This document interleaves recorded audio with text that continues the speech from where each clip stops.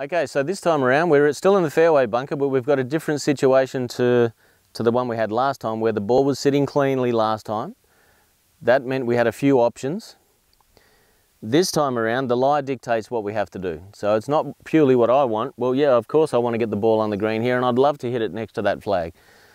Incidentally, that other shot was very high, and it did land quite close to the flag, and it did have a lot of spin, just like we suggested. That's not going to happen this time because the lie says so.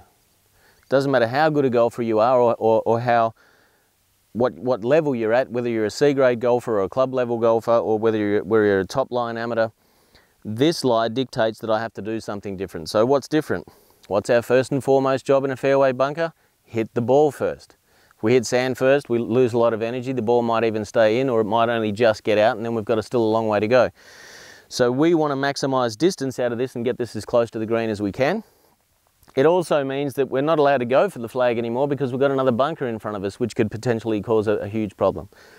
So we're now going to be conservative and aim out to the right there and try and stay away from any bunkers.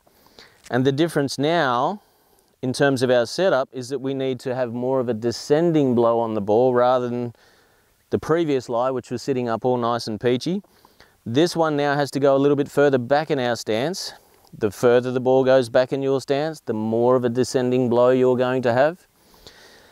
And while we're on that subject, the more the ball goes further back in your stance or closer to your right foot, the more the club face will then naturally want to start aiming out to the right. So, sounds complicated, but it's complicated because the lie is complicated. It's not just simply, oh, we're in a fairway bunker, we do this and that's that. That's not the case. So what we're going to do, we're going to place the ball closer to our right foot here now. We're going to aim on the edge of that right-hand bunker up there, just in front of the green, and we're going to try and attempt to put our ball either on the front edge of the green or perhaps just inside, maybe about 20 meters of the green, and then chip it up from there. So the ball is now further back in our stance. We're still going to have a lot of weight on our left foot. We're definitely going to glide our feet into the sand so that we're secure and we're not going to be moving around. We still want weight left.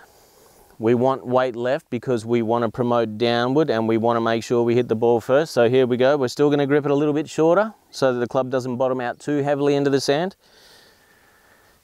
Shuffle your feet in. Get yourself ready to rumble.